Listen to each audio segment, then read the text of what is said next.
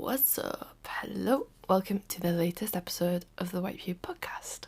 My name is Gabrielle De La Puente. The White Pube, if you're not familiar, is a website that I share with my friend Zarina Mohammed. Every Sunday, one of us takes turns posting a text about like a cultural thing we've encountered. So last week it was an album. Other texts are about books and exhibitions and video games. This week, it's about the Liverpool Biennial. So this text is going out on Sunday the 14th of September. If you want the written version, please see thewhitepube.com. But this podcast is where we read all those texts out. Okay, let's go. I'm dragging myself around the Liverpool Biennial today before it closes. I used to care so much more than this. Growing up in the city with the UK's largest free festival of contemporary art, I had an education in surrealism without ever realising art had made me its student. Dilla, Scafidio and Renfro hid some mechanical trick under a patch of grass near my nan's house that made the trees slowly twirl. Doho Soo jammed a traditional Korean home in the few metres between buildings on Duke Street, like a remote fallen halfway down the sides of the couch. Up the road, architects Walter Hugo and Zoniel rolled up the shutters of a garage every night to reveal a portal, a light box, an alien blue tank full of live jellyfish, pink silk performing for us in the suburbs. And then there was that Richard Wilson piece. When I was 13, he pushed a cookie cutter into a facade on the other side of town and made the thick disc spin so that it looked like the old office building's stomach was churning or the world was falling apart. And hey, maybe it needed to. Maybe trees and garages and architecture all needed a shuffle. Yes. Art peeled back the edge so I could see a different world. Artists were always undoing the seams of the real city I lived in, and that way I knew the city had seams to change. Their art was a proposal, a double dare, a playground knock to the back of the knees that came to upend me. I liked its cheek and its spectacle and the way it staked a claim out in the open like a wild animal. It wasn't just waiting for my pilgrimage inside institutional walls. But this year's programme, curated by Marianne McQuay, is far more internal and serious than that fox screeching in the night. Not being a serious person, I nearly missed the whole thing. Then, the website was so unusable, I almost wanted to. I ended up following my own notes app trail through the city centre, mostly so I could write this review. Uptick in the amount of sick on the streets because it's September again. I watched a window cleaner knock a telescopic pole like a bone against someone's third floor as the rain began.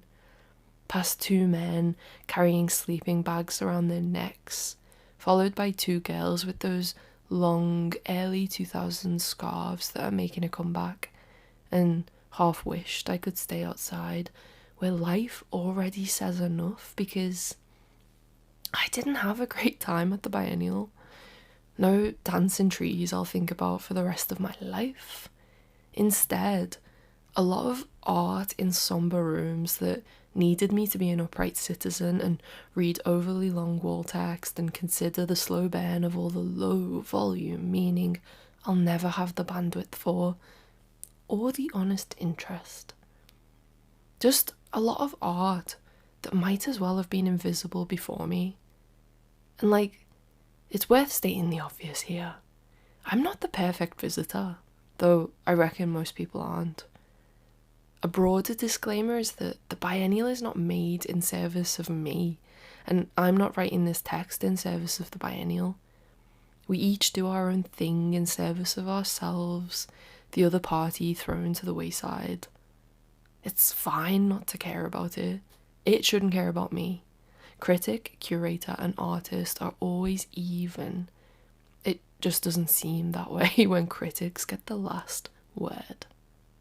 So sure, There were a few pieces I liked in their own right.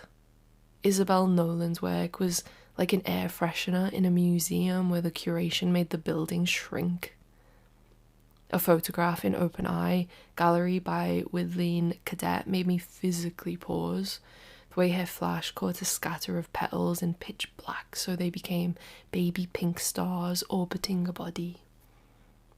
When I saw Amber Akanu's film in The Blue Coat, it was so forthcoming. I thought, oh, thank God someone normal's here at the party.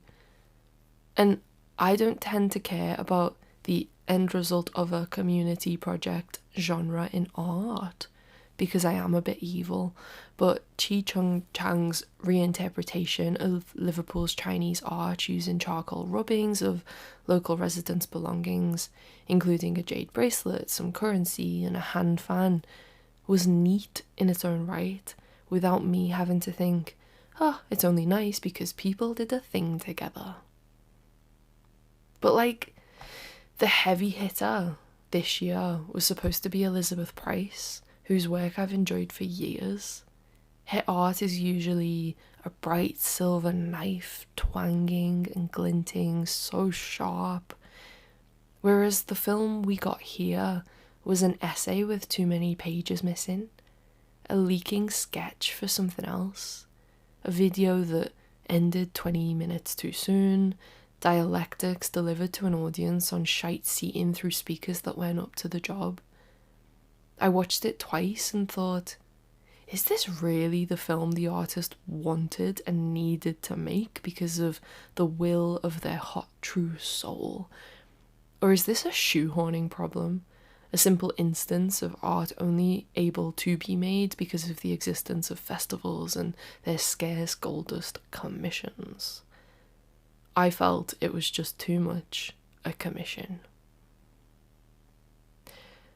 The rain washed all the sick off the street as the day went on, and I spoke to invigilators with more energy than I have, and some as jaded as me. I thought about how a biennial can be about seeing and liking individual contributions, like it has been for me in the past. But to be honest, I don't want to hunt for something I like the same way I fly through options on a streaming platform.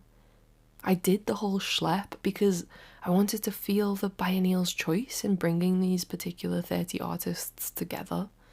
The curatorial notes on this year's theme of bedrock pointed to the city's geological, social, and historical foundations, and with that, its relationship to colonialism. Fine, but there was something in the form that answer took that meant I walked slowly all day. I didn't know how I felt about that pace until the taxi home. Dripping across his back seat, the driver got right into things. He was a Polish immigrant who came here legally, and what did I think about all these people coming over in the boats? Because some of them are rapists, and trust him, they're getting what's coming to them. There are rules for a reason. I said I thought rules are made up. All of this shit is. The city we're in, the jobs we do. There's enough space and money here for millions more people if we just rearrange things, unpick those seams. He scoffed. I said, I'd probably be violent too if I was isolated, traumatized, and seeking asylum in a country where I wasn't allowed to work while England flags make a rash outside my window. He made louder noises at that. When I dried myself off and lay on the couch, I thought, the art in this year's Liverpool Biennial has its own answer to the current, quote, debate. It's taking a position I agree with, one that's clear in the work of Fred Wilson and his empty flags, in Munira Al-Sol's doodles and Odo Reynolds' aluminium passports. But what gets me is, it's having this conversation behind closed doors, inside galleries, using indoor voices heard only by a leftist gallery-going population who already agree no person is illegal. So it's the tone, it's the direction, It's art like an academic looking back over their shoulder at history, not like an animal reaching forward into something new. And it's transient too. When this year's festival ends, it ends. Rain over the window cleaner's work, while this debate boils on. I guess I wish the biennial was out there in the world, spitting on the floor, intervening, titanic, confrontational, seam-ripping, leaving its mark where conspiratorial taxi drivers and white nationalists have no choice but to encounter it. Because I look at 150,000 people following Tommy Robinson into battle, and I want art that makes an earthquake under their feet. I want spectacle I can run to, because it makes for spectacle others run away from. The budget, staff power, and all of that attention could have been organised into some opposition, some counterweight, some terrifying, upending imagination that shouts, "You are welcome here in the port city where our bedrock has always been wet with the footprints of people coming in from the shore." But it was all just too polite. Okay. I would normally re-record when I make mistakes, but my fucking throat is killing me today because I went to a fundraiser last night, which was for Liverpool Migrant Solidarity Network, a GoFundMe. Crowdfunder that I will link in the show notes for this episode, and hopefully off the back of this can fundraise for. Basically it's like a group of people that I can vouch for and I'm a part of, who try to raise money and then just give it directly, no strings attached, to these people who have come into the country but aren't allowed to work, and I give them 50 quid a week to cover everything. So this money we give to people to try and top that up, as just a donation. I know from the group that 3 men from Gaza have just arrived, so I think money is helping them at the moment. I often feel suspicious with charity stuff, and I would always rather give money in this capacity, where I just know it's going to go straight into someone's pocket for them to just do what they want with.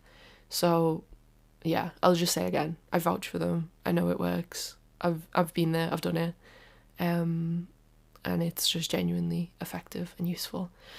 So links in the show notes. Thank you for listening. I haven't put should we do rocks? We'll do, if you've listened all the way to the end of this podcast, please leave a rock emoji on the Instagram post for today's review. Okay, rock emoji. There must be some rock emojis. Thanks for listening. I'll see you on the next one. Bye bye.